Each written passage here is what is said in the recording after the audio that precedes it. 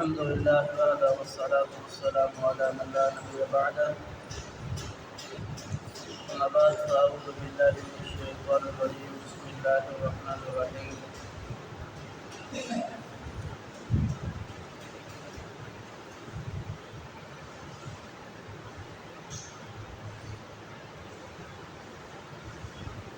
وجعلوا لله مما ذرأ من الحرث والأنعام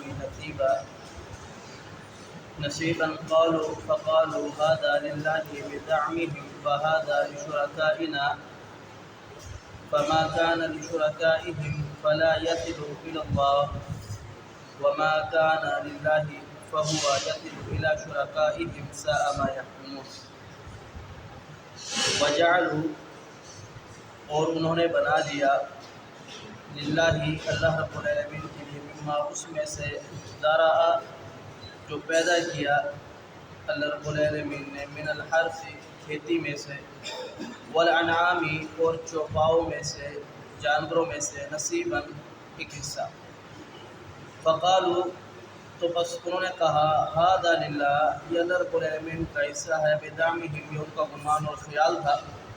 وَهَذَا لِشُرَكَائِنَا اور یہ جو حصہ ہے یہ ہمارے شرکاء کا ہے ہمارے بتوں کا ہے یا کاہنوں اور جومیوں کا ہے. فَمَا كَانَ پس جو حصہ ہے للہ شرکائہم ہمارے شرکاء کا فَلَا يَصِلُ إِلَى اللَّهِ وہ اللہ رب العالمین کی طرف نہیں پہنچتا. وَمَا كَانَ لِلَّهِ فَهُوَ يَصِلُ إِلَى شُرَكَائِهِمْ اور جو اللہ رب العالمین کا حصہ ہے وہ شرکاء تک پہنچتا ہے. ساء ما یحکمون برا ہے جو انہوں نے فیصلہ کیا یہ سوچا. گزشتہ آیات آپ نے سے بات فرمائی کہ اللہ رب العالمین نے ان مشرکین مکہ یہود و نصارہ کی مذمت کو بیان کیا اور ان کے جو اعمال بد تھے وہ بیان فرمایا. اب اللہ رب العالمین مشرکین مکہ کا جو عقیدہ تھا اس کو بیان فرما رہا ہے کہ ان کا کس طرح ایک باطل عقیدہ تھا. انہوں نے یہ اپنا ذہن بنا رکھا تھا کہ اللہ رب العالمین نے جو ان کو مال دیا ہے زمینی صورت میں یا کسی نعمت کی صورت میں یا جانوروں کی صورت میں یہ اس میں سے ایک دو حصے نکال دیتے. ایک حصہ اللہ کے نام پر نکال دیتے دوسرا حصہ جنہیں انہوں نے اپنا معبود بتوں کے نام پر یا کائنوں کے نام پر یا نجومیوں کے نام پر نکال دیتے. اگر پھر یہ کہتے تھے کہ اللہ رب العالمین کا جو حصہ ہے وہ ہمارے جو بت ہیں ان کی طرف جا سکتا ہے جو بتوں کا حصہ ہے وہ اللہ رب العالمین کی طرف نہیں جا سکتا. اس کی وجہ یہ بتلاتے تھے کہ اللہ رب العالمین جو غنی ہے تو پھر ان سے پوچھا جائے کہ اللہ رب العالمین جب غنی ہے تو پھر تمہارے بت جو غنی نہیں ہے کچھ کر ہی نہیں سکتے پھر تم ان کو کیوں پوچھتے. بہرحال یہ ان کا اپنا عقیدہ تھا. یہ اللہ رب العالمین کا جب یہ حصہ نکال دے اس میں سے اگر بتوں کے ان کے حصے کے اندر کوئی کمی پیشی آ جاتی تو اللہ رب العالمین کے حصے سے نکال کر کے بتوں کے نام پر چڑھاوا پیش کر دیتے.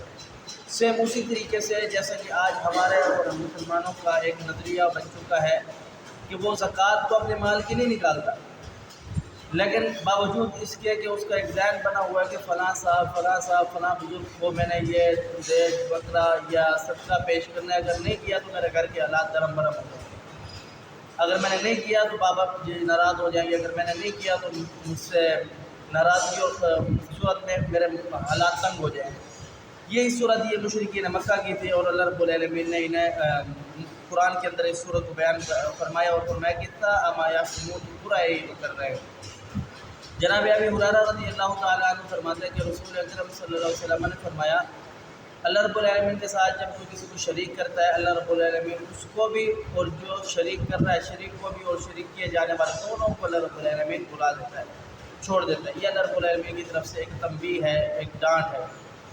یاد رکھیے اللہ رب العالمین نے قرآن پاک کے اندر جس چیز کو جس ٹاپک کو جس سبجیکٹ کو بار بار سمجھایا ہے وہ ہے توحید. تو یہ بیان فرمایا کہ اگر باقی دنیا کے جتنے اعمال ہیں اس کا مطلب یہ نہیں کہ سزا نہیں ملے گی. سزا ہر گناہ کی ہوگی اگر اللہ چاہے معاف کر دے گا. لیکن شرک ایک واحد ایسا عمل ہے جس کے متعلق اللہ رب العالمین بیان فرماتا ہے کہ میں کبھی بھی معاف نہیں کروں گا. جو مشرک ہوگا وہ ابدی جہنمی ہوگا وہ ساری زندگی جہنم کے اندر جلے گا. تو اس کو اللہ رب العالمین نے بیان فرمایا کہ لوگوں شرک سے بچو میرا ایک رب کی عبادت کرو. باقی جو گناہ ہوں گے وہ ان کی سزا بھگتنے کے بعد یہ بھی ہے کہ اگر اللہ چاہے معاف کر دے یہ بھی ہے. باقی گناہ جو ہے وہ اللہ رب العالمین معاف کر سکتا ہے، لیکن شرک کے متعلق کہا کہ یہ ان شرک لظلم عظیم، یہ بہت بڑا ظلم ہے، اس سے بچا جائے۔ تو اللہ رب العالمین سے شرک کرنے سے اللہ پاک ہمیں محفوظ فرمائے، بچائے، اور اللہ رب العالمین نے جن چیزوں کو حکم دیا ہے ان کاموں پر عمل کرنے کی توفیق عطا فرمائے، جن چیزوں سے منع کیا ہے اس سے رک جانے کی توفیق عطا فرمائے۔ اقول قولی ھذا استغفر اللہ لی ولکم۔